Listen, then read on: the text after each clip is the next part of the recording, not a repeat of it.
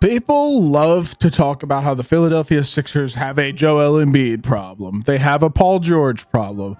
They have this problem and that problem, even a Daryl Morey problem. You know what problem they don't talk about all that much that I think should be talked about more? Is the Tyrese Maxey problem. So far this year, the NBA season has not gone well for players named Tyrese. Halliburton has been struggling massively, and now Maxey also not being covered as much, but struggling a whole heck of a lot this season as well.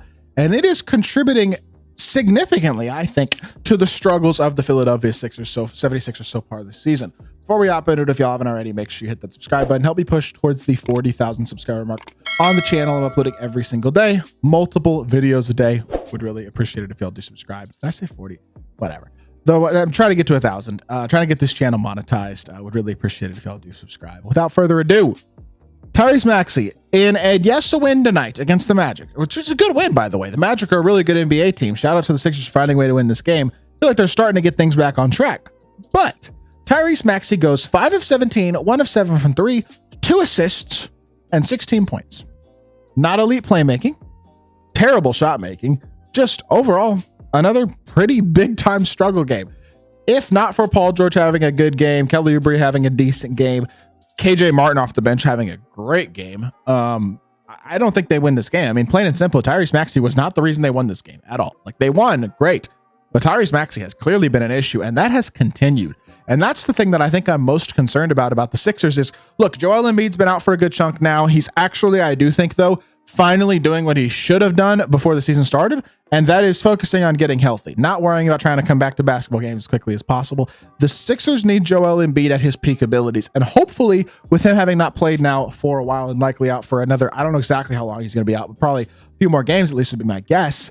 Hopefully he's going to come back a bit more rejuvenated and a bit more like the Joel Embiid that we are used to watching, and I think that will help as a whole for the Sixers if they can get an improved version of Joel Embiid. Paul George is starting to play a little bit better as of late, which is good.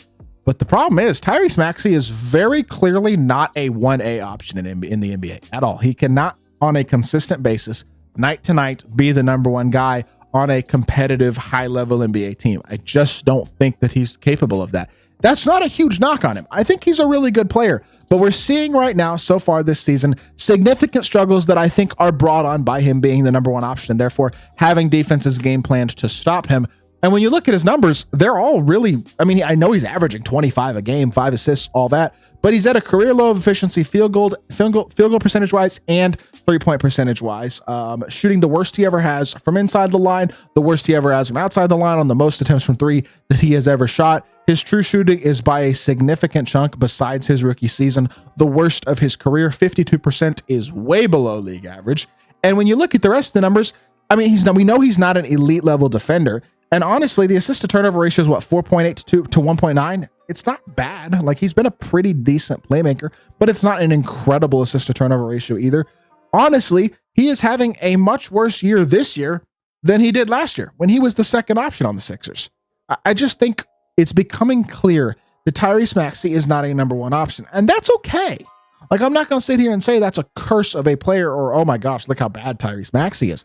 But this level of inefficiency is really not sustainable for a team that wants to compete at all in the Eastern Conference. Look, I know the Sixers are 6-15. Like, let's not sit here and fool ourselves into thinking this is a championship contending team, but their goal is to get into the play-in. If they get into the play-in, then they probably want to get in the playoffs, right? If they get in the playoffs, well, you want to be competitive. And if they're healthy, they're going to be competitive. With a healthy Joel Embiid, healthy Paul George, healthy Tyrese Maxey, they're going to be a competitive team. Let's not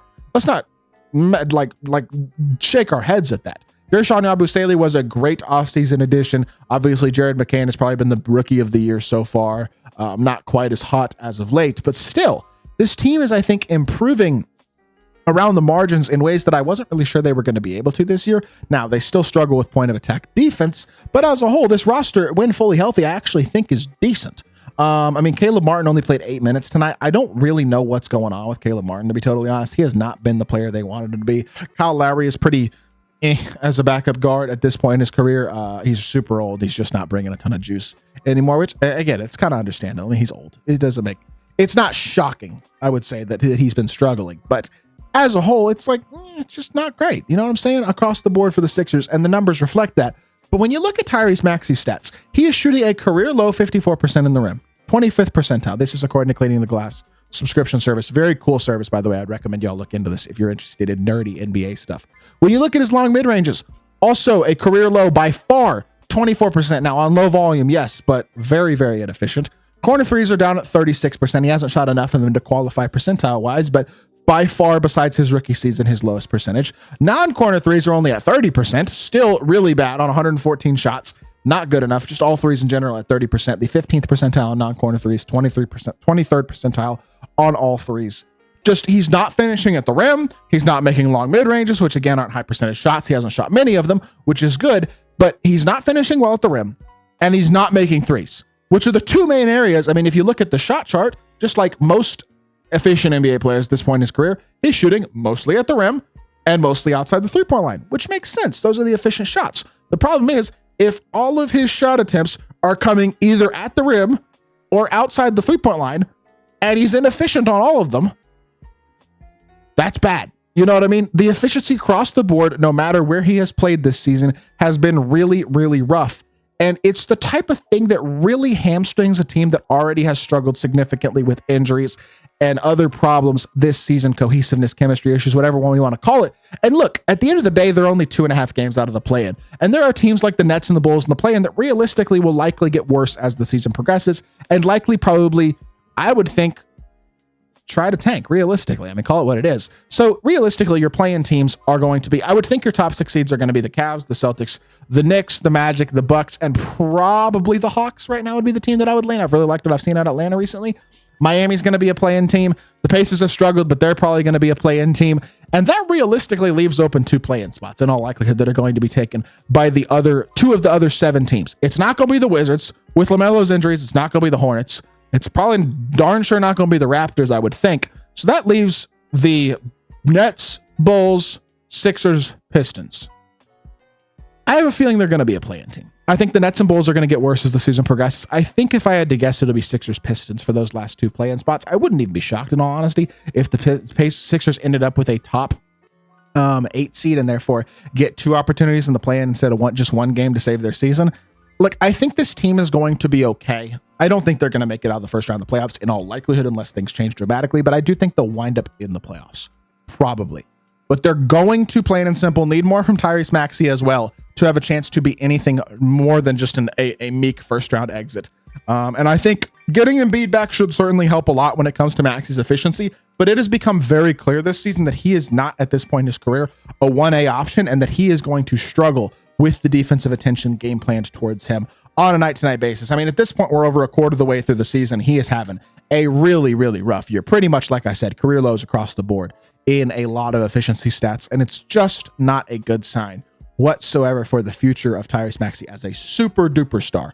If the thought process was that he was going to develop into that, I don't think so. I think he's going to be a really good player, but I don't think he's really going to be a 1A type option on a really good team. I find that unlikely, and this season is proving that. I just thought it was worth talking about at the end of the day, the struggles of Tyrese Maxey, because I think it's been blown over a bit by all of the other things going on in Philly, which is understandable. I mean, there's a lot to talk about, and there has been a lot to talk about this year, but it's certainly worth addressing and certainly worth talking about the issues that Philly has had this season. With that being said, that is going to do it for today's video. I hope y'all did enjoy. If you did, make sure you'll hit that like button, leave a comment, and subscribe. I will be back with more NBA content very, very soon, and I appreciate y'all. Peace.